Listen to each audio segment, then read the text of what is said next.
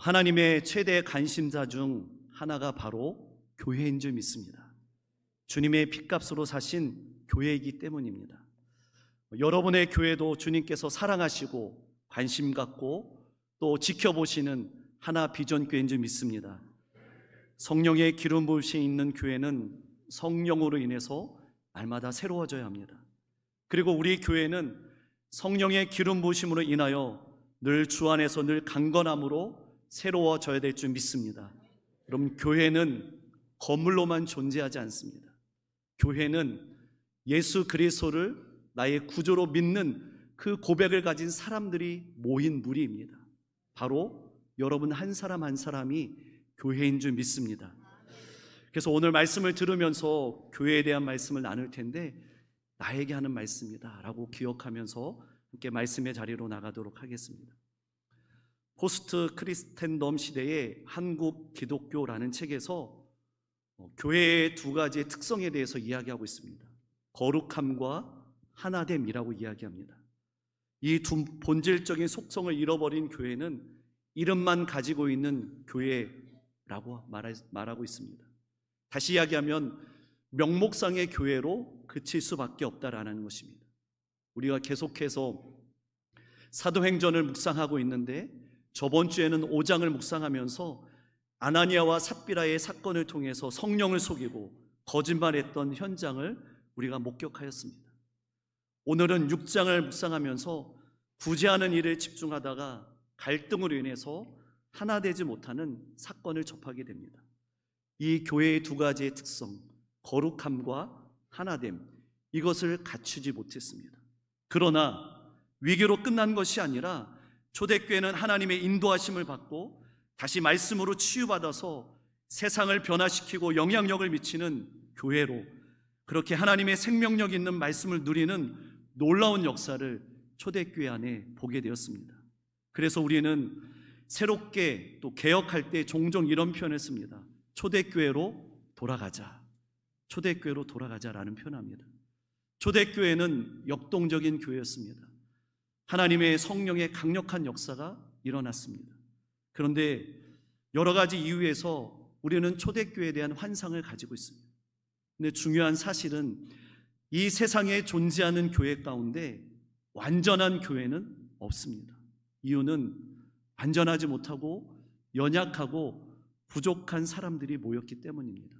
다만 거룩과 완전과 성화를 향해서 최선을 다해서 다름질하고 있는 것입니다. 그래서 성도들이 예수 그리스도를 닮아가는 작은 제자가 되기 위해서 오늘도 예배의 자리에 하나님 앞에 서 있는 줄 믿습니다. 그래서 예루살렘 초대교회는 핍박과 고난 가운데도 복음을 담대히 선포함으로 교회 안에 들어온 거짓 영을 몰아내고 거룩과 순결, 하나님을 향한 경외를 회복하였습니다. 그런데 부흥하는 그런 교회 안에 원망이 생겼습니다. 이것은 외부로부터 오는 핍박도 아니었고 사단의 음모와 방해도 아니었습니다. 엄밀히 말하면 자녀들이 유년 시절을 거쳐 청소년 시절 때에 갑자기 성장하면서 겪는 성장통과 같았습니다. 성장통이란 갑자기 10cm 이상 키가 자라고 뼈가 자라면서 그래서 몸에 오는 고통을 의미합니다. 마찬가지로 초대교회 안에 한참 성장할 때에 성장통을 겪게 됩니다. 예루살렘 초대교회는 시작한 지 얼마 되지 않아서 폭발적으로 성장했기에 이런 일들을 경험하는 것은 당연한 일이었습니다. 초대교회 12명의 제자들로 시작해서 오순절 마가의 다락방에 120명이 모였습니다. 그리고 베드로와 제자들이 담대히 예수 그리스도의 복음을 전할 때에 3,000명이 회개하며 돌아왔습니다. 또 더 나아가서 남자의 수만 5,000명이 예수 그리스도 앞에 무릎을 꿇었습니다. 10,000명이 넘는 엄청난 사람들이 예루살렘 교회 공동체 안에 들어왔습니다. 사도들은 공회에 잡혀가고 감옥에 잡혀도 복음은 매이지 않았습니다. 하나님의 증인으로서 담대히 예수 그리스도를 전파했습니다. 이때에 성경은 이렇게 기록합니다. 사도행전 6장 1절 말씀입니다. 읽습니다. 시작. 그때 제자가 더 많아졌는데 헬라파 유대인들이 자기의 과부들이 매일의 구제에 빠짐으로 히브리파 사람을 원망하니 그때의 제자가 더 많았다라는 표현은 셀 수 없는 남녀의 큰 무리가 초대교회에 몰려왔습니다. 예루살렘 초대교회는 시간적인 간격을 두고 성장한 교회가 아니라 갑자기 한 달, 때로는 약 3개월 안에 급성장한 교회였습니다. 다양한 사람들이 모였기에 여전히 많은 문제들이 발생할 수밖에 없었습니다. 예루살렘 교회가 양적으로 성장하자 교회 안에 다뤄야 하는 행정적인 업무의 양도 늘어났습니다. 이런 와중에 교회가 부재하는 일에 형평성을 잃었다는 원망이 교인들 사이에 퍼지기 시작합니다. 우리가 사도행전 2장과 3장에서 보듯이 교회 공동체 안에 자기가 가지고 있는 소유를 팔아서 사도들 발 앞에 기꺼이 내놓았습니다.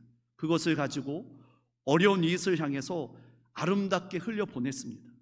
사실상 사도들이 그 당시에 모든 업무를 다 맡아서 진행했습니다. 육체적으로나 시간적으로 한계를 경험했습니다. 이때에 초대교회 안에 원망이 들어옵니다. 원망이라는 헬라어는 공귀스모스라는 단어인데 투덜댐, 불평이라는 뜻입니다. 이 단어는 430년간 애굽에서 종살이했던 이스라엘 백성들을 하나님의 은혜 가운데 출애굽시켰던 그 경험을 했던 이스라엘 백성들 모습 속에 드러난 단어입니다. 하나님의 큰 역사와 은혜 가운데 이스라엘 백성들은 기적을 경험합니다. 건널 수 없는 홍해를 하나님의 은혜 가운데 건넙니다. 그리고 광야에 들어가서 그들이 가지고 왔던 물이 다 떨어집니다. 물이 없어서 목말랐을 때에 생수로 그들에게 하나님 먹이셨습니다. 매일매일 만나와 메추라기로 영양을 보충하게 하셨습니다. 그리고 그들이 광야길을 가면서 이 무더운 여름날 구름 기둥으로 덮어주시고 밤에는 불 기둥으로 그들을 따뜻하게 인도해 주셨습니다. 그런데 이스라엘 백성들의 입술에서 터져 나오는 단어가 원망이었습니다. 공귀스모스. 그 불평은 모세에게 향하고 있었습니다. 지도자에게 향합니다. 그 원망은 결국 하나님께로 향했습니다. 광야 세대가 실패한 이유는 원망하다가 인생을 마무리했습니다. 그래서 사도 바울은 고린도전서 10장 10절에서 11절 말씀에 보면 이렇게 이야기합니다. 있습니다. 시작. 그들 가운데 어떤 사람들이 원망하다가 멸망시키는 자에게 멸망하였나니 너희는 그들과 같이 원망하지 말라. 그들에게 일어난 이런 일은 본보기가 되고 또한 말세를 만난 우리를 깨우치기 위하여 기록되었느니라. 아멘. 너희는 그들과 같이 원망하지 말라. 그리고 우리를 깨우치기 위해서 기록되었느니라 라고 말씀합니다. 이처럼 원망과 불평의 문제가 얼마나 심각한지를 우리에게 보여주는 말씀입니다. 그런데 초대교회 안에 선한 일을 하고 좋은 일을 하다가 원망이 생겼습니다. 성경에 보면 매일의 구제를 한 그런 장면 가운데 일어납니다. 매일매일 그 당시에 홀로 된 여인들이 살아갈 수 있도록 교회는 필요한 양식을 그들에게 전달해 주었습니다. 그런데 여기에 불만이 생겼습니다. 이때 헬라파 유대인들은 소외감과 피해의식이 생기기 시작했습니다. 초대교회 처음으로 갈등과 분열이라는 문제에 직면하게 됩니다. 그러나 본문은 여러분 이런 갈등으로 끝나지 않고 승리의 이야기로 끝을 맺었습니다. 초대교회가 이렇게 위기를 극복하고 생명력 있는 교회로 성숙해지고 성장하기 위해서 선한 영향력을 미치기 위해서 두 가지의 측면에서 함께 말씀을 더 묵상하도록 하겠습니다. 우리가 배경적으로 이해하기 위해서는 이스라엘 역사를 우리가 좀 살펴볼 필요가 있습니다. 이스라엘 민족은 주변 이방 민족들을 보면서 자신들에게 왕을 세워달라고 이야기합니다. 그런데 진짜 왕은 하나님이십니다. 그런데 이스라엘 백성들이 이것을 깨닫지 못합니다. 그러면서 첫 번째 왕으로 BC 1050년에 사울왕이 세워집니다. 이 사울왕은 처음에는 하나님의 마음에 합했습니다. 그러나 하나님의 말씀과 뜻이 앞장서는 것이 아니라 자신의 견해가 앞장서면서 결국 사울왕도 하나님이 후회했다라고 말씀합니다. 두 번째 왕으로는 다윗 왕이 세워집니다. 하나님께 기름 부었습니다. 그리고 40년 동안 이스라엘을 통치합니다. 그리고 그의 아들 솔로몬 왕이 40년간 이스라엘 백성들을 통치합니다. 솔로몬 왕이 통치할 때에 이스라엘 백성들은 전성기를 맞이합니다. 그러나 아쉽게도 솔로몬 왕 이후에 이스라엘 나라는 분열합니다. 북이스라엘과 남유다로 갈라집니다. 북이스라엘은 19명이, 남유다에는 20명 왕이 세워집니다. 그러나 하나님만 섬겨야 되는데 우상 숭배를 섬김으로 인해서 하나님의 마음을 아프게 합니다. 여로보암이 왕 때에 두 금송아지를 만들어서 하나는 베델에, 하나는 단에 세워두고 너희를 애굽 땅에서 인도해낸 신이라고 하면서 그 우상을, 금송아지를 섬기게 합니다. 결국 이스라엘 백성들, 북이스라엘은 BC 722년에 아수르 제국에 멸망하고 남유다는 BC 586년에 바벨론 제국에 멸망당합니다. 나라를 잃어버립니다. 성전이 무너지고 이스라엘 백성들은 바벨론으로 포로로 끌려갑니다. 그러나 하나님은 이스라엘 백성들을 잊지 않으셨습니다. 예레미야 선지자의 예언대로 70년이 지난 후에 다시 고향으로 돌아오는 포로 귀환의 시대가 열려집니다. 하나님의 은혜였습니다. 그래서 1차 귀환 때에 약 5만 명이, 2차 귀환 때에 약 1754명이 부분적으로 돌아옵니다. 귀환으로 다시 예루살렘으로 다 돌아오진 않았지만 바벨론 지역에, 여러 지역에 흩어져 살게 됩니다. 이런 배경 가운데 흩어졌던 그 유대인들이 오순절날 성령 강림절을 맞이해서 순례자로 왔다가 그냥 그 자리에 자리 잡고 살았던 사람들, 그 사람이 오늘 성경에 등장하는 헬라파 유대인들입니다. 그리고 예루살렘을 떠나지 않고 그곳을 지키고 있었던 사람들이 히브리파 유대인들이었습니다. 그들은 같은 유대인 민족이었습니다. 그러나 사용하는 언어가 달랐습니다. 헬라파는 헬라어를 사용하고 히브리파는 아람어를 사용했습니다. 문화도 달랐습니다. 그러나 그들이 예루살렘 교회의 공동체로 이루어 나가기 시작했습니다. 이것을 좀 우리식으로 좀 이해하기 편하게 이제 표현한다면, 여러분, 히브리파 유대인들은 초창기부터 교회에 들어온 교회 멤버였습니다. 그리고 헬라파 유대인들은 새롭게 교회에 등록해서 온 교인이었습니다. 조금 더 표현하면 히브리파는 모태 신앙을 갖고 있는 사람들, 그리고 헬라파 유대인들은 암모태 신앙을 갖고 있는 사람들, 이런 사람들이 교회 안에 모이기 시작했습니다. 그러면서 눈에 보이지 않게 미세하게 파가 만들어지기 시작합니다. 보이지 않는 긴장감이 맴돌기 시작합니다. 그래서 성경에 보면 갈등이 커져서 원망이 되었다라고 이야기합니다. 초대교회에 위기가 찾아왔습니다. 중요한 점은 이 위기를 잘 다스려야 합니다. 파벌이 생기면 동일한 문제를 보고도 다르게 해석합니다.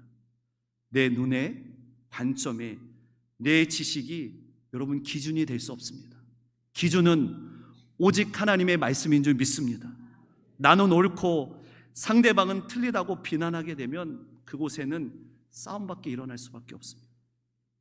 이처럼 초대교회가 위기를 극복하고 생명력 있는 말씀을 누리는 교회가 되기 위해서, 더 나아가서 가정과 사회 되기 위해서는 첫 번째로 문제의 근원을 파악해야 합니다. 사도들은 문제를 어떻게 해결합니까? 먼저 문제를 보고 그 원인을 남에게 찾지 않고 자신에게 찾았습니다. 또한 그에 따른 대안을 찾았습니다. 그것이 사도행전 6장 2절 말씀에 이렇게 기록합니다. 있습니다. 시작. 12사도가 모든 제자를 불러 이르되 우리가 하나님의 말씀을 제쳐놓고 접대를 일삼는 것이 마땅하지 아니하니. 아멘. 사도들은 문제의 증상을 건드리는 것이 아니라 문제의 뿌리를 뽑았습니다. 여러분, 이것은 결코 쉬운 것이 아니었습니다. 문제의 핵심은 죄송합니다라고 말하면서 끝낼 상황이 아닙니다. 초대교회 안에 원망이 생긴 문제의 근원을 정확하게 파악해야 합니다. 이 문제를 해결하기 위해서 근원적으로 분별을 해야 합니다. 이때 사도들은 문제의 근원을 파악하고 그들이 결단합니다. 자신들은 하나님 말씀에 집중하고 연구하고 말씀을 전하는 데 전념하기로 하고 구제하는 문제를 다른 사람에게 맡기기로 결정합니다. 그 결정이 사도행전 6장 3절 말씀에 기록됩니다. 있습니다. 시작. 형제들아, 너희 가운데서 성령과 지혜가 충만하여 칭찬받는 사람 7을 택하라. 우리가 이 일을 그들에게 맡기고. 아멘. 이제 사도들은 선택된 7 사람들에게 구제하는 일을 맡깁니다. 그리고 사도들은 하나님 말씀에 집중하기 시작합니다. 사도들은 본질로 돌아갔습니다. 여러분, 우리 교회의 올해 표어가 무엇입니까? 우리 함께 읽어보겠습니다. 시작. 다시 근본으로 돌아가자는 표입니다. 여러분, 그 근본의 자리가 어떤 자리입니까? 하나님의 사람들이 서 있어야 할 자리인 줄 믿습니다.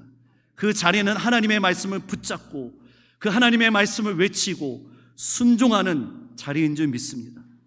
그래서 열왕기상 13장 구약의 한 사건을 보면 하나님의 말씀을 붙잡고 외쳤고 순종했던 하나님의 사람이 소개됩니다. 북이스라엘의 마지막 왕이었던 여로보암이 베델의 우상을 섬기고 있을 때에 이 하나님의 사람이 유다에서 베델로 이르게 됩니다. 하나님의 사람은 베델에 와서 여호와의 말씀을 순종했고 우리가 본받아야 할 만한 믿음과 고백을 하나님의 사람이 했습니다. 이 하나님의 사람의 행동의 원리를 보여주는 것이 오늘 열왕기상 13장 1절 말씀에 우리 다시 한번 읽겠습니다. 시작. 보라, 그때에 하나님의 사람이 여호와의 말씀으로 말미암아 유다에서부터 베델에 이르니 마침 여로보암이 제단 곁에 서서 분향하는지라. 이스라엘 백성들은 원래 베델에 가서 제사를 드려야 합니다. 그런데 북쪽 이스라엘 백성들은 예루살렘에 있는 여호와의 성전에 제사 드릴 때에 이 백성들의 마음이 유다의 왕 르호보암에게 뺏길까 봐 염려하고 걱정해서 단의 금송아지 우상을 만들어서 그곳에서 제사하도록 만들었습니다. 이때 하나님의 사람이 유다에서 베델로 오게 된 동기가 바로 하나님의 말씀 때문이었습니다. 여호와께서 베델로 가라고 하시니 순종하고 베델에 왔습니다. 하나님의 사람은 여호와의 말씀을 쫓아갔고 순종하는 자세를 가졌습니다. 또한 하나님의 사람의 두 번째 특징은 여호와의 말씀만 외쳤습니다. 그것이 열왕기상 13장 2절 말씀에 보면 우리 읽습니다. 시작. 하나님의 사람이 제단을 향하여 여호와의 말씀으로 외쳐 이르되. 아멘. 여로보암이 제단에서 그 분향할 때에 그 여로보암의 모습을 보면서 이 하나님의 사람이 얼마나 말하고 싶은 것이 많았겠습니까? 제약된 모습을 보면서 이 하나님의 사람은 여로보암 왕을 보면서 하고 싶은 말이 얼마나 많았겠습니까? 그러나 하나님의 사람은 베델에 와서 다른 말을 하지 않았습니다. 오직 여호와의 말씀만 외쳤습니다. 저는 이것이 대단히 중요한 자세라고 봅니다. 오늘 성도들이 가져야 할 자세인 줄 믿습니다. 여러분, 우리의 입술에서 무엇이 고백되고 터져 나오고 있습니까? 바라옵기는 오직 하나님의 말씀만 외칠 수 있는 거룩한 입술이 되기를 주님의 이름으로 축복합니다. 저는 오늘 사도행전 말씀을 보면서 초대교회 안에 일어났던 그 원망의 자리에서 사도들은 자신들의 경솔함을 솔직히 고백하고 근본으로 돌아가서 하나님의 말씀을 붙잡았습니다. 그리고 그들의 입술 가운데 하나님의 말씀을 외칠 때에 초대교회 안에 다시 생명 있는 말씀이 살아나게 됨을 보았습니다. 사랑하는 성도 여러분, 하나님의 사자처럼 하나님의 사람처럼 그의 입에서 오직 여호와의 말씀이 나왔던 것처럼 오늘 예배자로 서 있는 우리 모두가 하나님의 말씀으로 말미암아 기뻐하고 하나님의 말씀을 외치고 하나님의 말씀에 순종하는 믿음의 성도 되기를 주님의 이름으로 축복합니다. 이럴 때 교회 안에 여러분의 심령 안에 하나님의 숨결이 가득 채워서 생명력 있는 교회가 될 줄 믿습니다. 두 번째로 위기를 극복하며 생명력 있는 말씀을 누리는 교회가 되기 위해서는 우선순위를 정하고 성령이 충만한 사람을 세워야 합니다. 사도들은 문제의 원인을 자신에게 있음을 솔직히 고백합니다. 그리고 지혜로운 대책을 세웁니다. 초대교회 성도들 가운데 성령과 지혜가 충만한 사람, 그리고 다른 사람들에게 칭찬받는 사람을 7을 선택합니다. 사도들은 곧바로 사도행전 6장 4절 말씀에 보면 이렇게 기록합니다. 있습니다. 시작. 우리는 오로지 기도하는 일과 말씀 사역에 힘쓰리라 하니. 사도들은 정확하게 우선순위를 세웠습니다. 이것이 사도들의 모습입니다. 지금까지 우리가 구제하는 일에, 행정일에, 그리고 관리에 직접 몸으로 뛰면서 했다면 이제는 구제에 힘쓸 7사람을 세우고 건강한 공동체를 세워감을 강조합니다. 사도들은 우선순위를 세웠습니다. 기도하는 것과 말씀 사역에 집중합니다. 여러분, 우리의 신앙생활에 있어서 분명한 우선순위가 말씀과 기도가 우선순위가 되어야 될 줄 믿습니다. 말씀과 기도보다 다른 것이 앞서면 여러분 안 됩니다. 그래야 교회가 건강해질 수 있고 여러분의 개인적인 신앙도 건강하게 성장할 수 있습니다. 반드시 하나님의 말씀과 기도는 같이 균형 있게 가야 되는 줄 믿습니다. 그래서 생명력 있는 교회가 되기 위해서는 기도와 말씀에 집중해야 합니다. 집중할 때에 성령 충만한 교회가 될 수 있고 은혜가 넘치는 교회가 될 수 있고 주님이 주인이 되는 교회, 성도들 간의 사랑에 넘치는 교회, 그런 교회가 바로 여러분의 교회가 되는 줄 믿습니다. 여러분이 옆 사람과 이렇게 인사하겠습니다. 주님의 마음을 닮아가는 교회가 됩시다. 주님의 마음을 닮아가는 교회가 됩시다. 아멘. 아멘. 그런 교회가 여러분의 교회인 줄 믿습니다. 아멘. 성경을 다시 와서 살펴보면 성령의 놀라운 역사가 교회 안에 펼쳐집니다. 이제 하나가 됩니다. 사도들이 말씀과 기도에 집중하면서 우선순위가 확정되니까 이 일로 인해서 모두가 기뻐합니다. 그리고 7 집사를 선택하는 선택권을 사도들이 가진 것이 아니라 직접 선출하지 않고 공동체 일원에게 일꾼을 세우는 권한을 줍니다. 선택된 7 사람들 어떤 모양, 어떤 자격이 가졌을까요? 여러분, 초대교회의 중심 멤버는 히브리파 유대인이었습니다. 그들이 선택권을 가진 사람이었습니다. 그런데 그들이 어떤 인물을 뽑았는지 보면 정말 놀라운 결과를 보게 됩니다. 7 집사, 7 사람들에 보면 내적으로는 성령과 지혜가 충만한 사람입니다. 그리고 외적으로는 교회 공동체 안에 칭찬받는 사람을 택했습니다. 그 증거가 사도행전 6장 5절 말씀에 보면 그들의 이름이 기록됩니다. 있습니다. 시작. 온 무리가 이 말을 기뻐하여 믿음과 성령이 충만한 사람 스데반과 또 빌립과 프로고로와 니가노르와 디몬과 바메나와 유대교회에 입교했던 안디옥 사람 니골라를 택하여 모두 7명을 선택합니다. 여러분, 이름만 보아도 이 사람이 헬라파인지 히브리파인지 구별이 가지 않습니다. 그런데 이 사람 모두는 여러분 주류가 어디라고 했습니까? 중심 멤버가 히브리파였습니다. 그런 7명은 헬라파 사람들이 뽑혔습니다. 그들은 자신의 친분이 있는 사람을 선택하지 않았습니다. 철저하게 하나님의 기준을 따라서 성령과 지혜가 충만하고 칭찬받는 사람을 선택하였습니다. 이것이 초대교회에 일어났던 사건입니다. 초대교회는 성령 충만한 교회였습니다. 하나님의 뜻을 분별하는 교회였습니다. 자신의 뜻, 경험, 사고, 지역적인 색깔에 갇혀 있지 않고 철저하게 하나님께 물었습니다. 하나님께 질문했습니다. 열린 마음을 갖고 있었습니다. 여러분, 교회 안에 여러 모양으로 사역하는 자리에 갈등이 생길 수 있습니다. 다만 이러한 일들이 발생했을 때에 우리는 꼭 기억해야 합니다.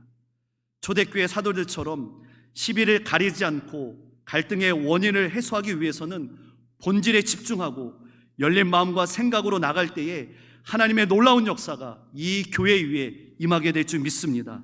이처럼 위기를 승리로 바꿀 수 있던 비결은 문제의 본질을 파악하는 것이었습니다. 우선순위를 정하는 것입니다. 하나님의 사람을 세우는 것입니다. 그 결과 오늘 본문에 보면 또 사도행전을 계속 묵상해 보면 이렇게 기록합니다. 사도행전 6장 7절 말씀 읽습니다. 시작. 하나님의 말씀이 점점 왕성하여 예루살렘에 있는 제자의 수가 심히 많아지고 허다한 제사장의 무리도 이 도에 복종하니라. 아멘.